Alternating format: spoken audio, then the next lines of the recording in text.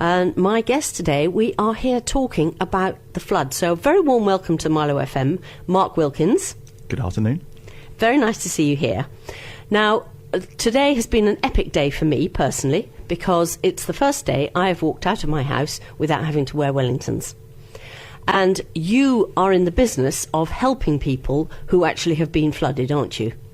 Correct, yes. We're essentially a building company that focuses on reinstatement work and insurance claims. So you decided, when you set the business up, you decided that was going to be your focus? Absolutely. The two directors of the business, one came from a building background, and myself, I come from an insurance background. Right. So we set it up 7 years ago. Yes. And here we are, and we only do insurance claims, leaking pipes, floods, fire restoration. Wow. And like I say, come June, it's 7 years. Yes. We've now got 6 or 7 offices throughout the UK. Have you? Oh, fantastic. Because, I mean, I love the fact that actually you've niched your business. Mm-hmm. You know, to use a kind of proper business term. So you niched your business from the minute you set up, using basically the skills of the two people in charge. Absolutely. It's very important that you share those skills. Yes. And I'm not a builder, and Andy's not an insurance person. Yes, yes. And we decided to get ourselves regulated by the authorities to do claims handling as well. Right. That comes free of charge, if you like. Right. For those points. I see. Okay, how fascinating. Because to be honest, if I just put into Google today, flood damage or something, and you came up, you obviously have paid through AdWords.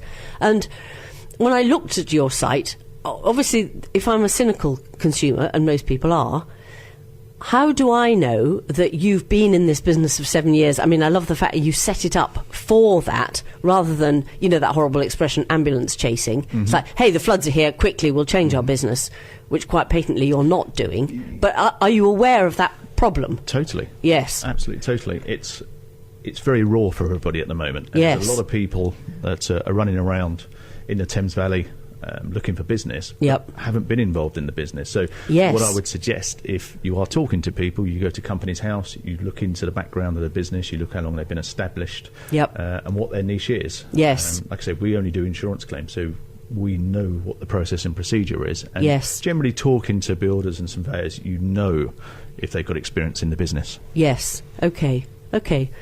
May I just suggest, maybe I just looked on the front page, but maybe have you got your pedigree written up there clearly? We were established to do this. Have you got that on your website? I think if you go a bit further down on the website, yes. If you read into the history and the certain areas pages on there, you'll see that the directors have got about 50 years between us, I'm afraid. Oh, you can't be that old. Afraid so. Yes. A lot of experience on the building side. My business partner, he's been in the industry 25, 30 years, and I started, 1981 at Guardian Royal Exchange in Reading. Yes.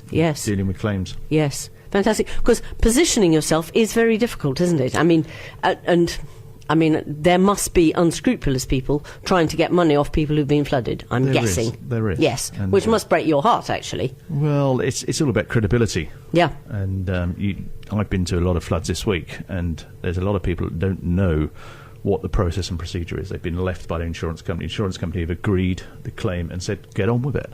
Right. Really? So, I imagined in my innocence that, once you decided to go to the Great God Insurance, you were saved and you walked up a stairway and everything got sorted. Is that not the case? I wouldn't have a business if that was the case. You wouldn't have a business? No. Well, I dare say you wouldn't. Well, we can talk about that.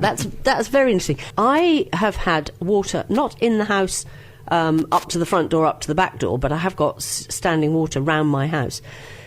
I'm a little bit unwilling to go to the insurance because actually, it hasn't been that great, but obviously I need a clean-up. Can I just ask you, if I go to insurance, will that be a black mark against me, do you think? They will register a claim on your policy. Yes. And it will sit there. And it will stay there, and so if I sell the house, I have to declare it, do I? I'm not necessarily sure if you sell it, if you have to declare it. Right. But certainly if you move the policy, they'll say you registered a claim. Yes, okay. So sometimes people ring up and they say, I may have a claim. Right. They forget about it, it goes away. Yes. And then it sits on your records. And it stays there. Okay, fine. Mine isn't too bad, but, it has been... It has been quite a nightmare. My next-door neighbours have moved, courtesy of the insurance. And then, people have had Portaloos. And it's quite bizarre because it's just a few houses in a road. The rest of the houses are absolutely fine. We're in a particularly unfortunate little situation. We're finding this. There's certain pockets. It's groundwater as well as river water that's coming into properties. Yes. Certainly in the Marlow area this week we were looking at several properties. Were you? Yes. Absolutely. That have suffered ground. It's come up through the ground as opposed. Yep. It's the water table is so high. Absolutely. There's nothing much, and presumably there's nothing much people can do until it subsides. Once it starts. Yes. And unfortunately, you had the two flooding, I suppose, bouts, if you like, on around the 14th of January. Everyone was just clearing up. Yes. And then on about the 7th, 8th, 9th of February, it came back again. It all came back again, and so nobody had a chance, really. No. Goodness me. So do you spend your time now? You said you've got quite a lot of claims. So at what stage do you meet somebody? Tell me what they do first, perhaps, before they meet you. A typical claim, when you report a claim to your insurance company, whether it's a leaking pipe, a flood or a fire, the insurance company will say you need to find a building company. Oh, so it's your onus, is it, to find one? It's your onus. It's your onus to present your claim to the insurance company, not for the insurance company to present your claim to you. Wow. Are lots of people under that misapprehension, like me? Yeah, absolutely. Yes. Absolutely. Okay. It's for you to drive your claim. Gosh. And put a team together and present your claim. Right. And it's for the insurance company to agree it. So that's a lot of work. Can be, especially flooding. Well, especially if you're a bit, your whole world's been turned upside down. Absolutely. And you're feeling dreadful. So that's a lot of work. You've got to take into consideration working with surveyors, strip out before the drying equipment goes in, and then removal of the contents, scoping the works, organising alternative accommodation. There's a lot that goes with an insurance claim, particularly on a flood claim and a fire claim. Yes. And here specifically we're talking about flood, but obviously, presumably you deal with all kinds of emergencies and disasters, do you? Absolutely. Yes. But presumably they've each got slightly different characteristics. Yeah. Yes. Okay, so what happens? Somebody has had a flood. What do they normally do first? Would they ring you up first before they approach their insurance? No, generally you need to report a claim to your insurance company. Right. So that's your first decision.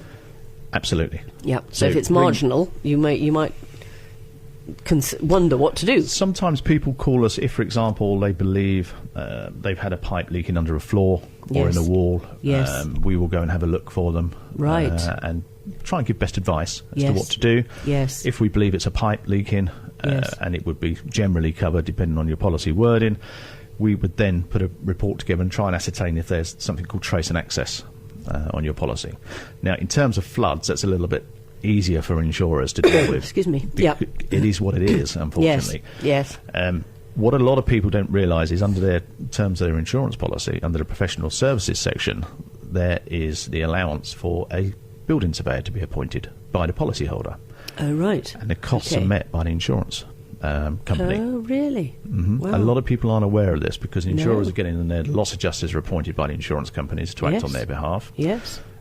They're running around trying to appoint their surveyors that work for them as well. Yes. But it is down to choice of the policyholder. Right. We work with surveyors that we know and trust in this industry that will put the correct scopes together. Yes. And also their costs, once they're agreed, they pretty much work with ourselves on the building side and the claims handling side in making sure that claim is processed as quickly as possible. I mean, it's very disruptive, a flood. Absolutely. Well, I say my neighbours have moved out. They've actually gone now. Well, they come back, obviously, but... There's lots and lots of people in alternative accommodation at the moment. And there's not that many places still available, to be honest. Really? But do be aware of what limit is on your policy of alternative accommodation. So almost like your first tip is read your policy. Totally. Which, of course, people hate doing. It's not the most interesting read in the world. And they don't know what to look for. Just say again what you said. I can't remember what you used the technical term for.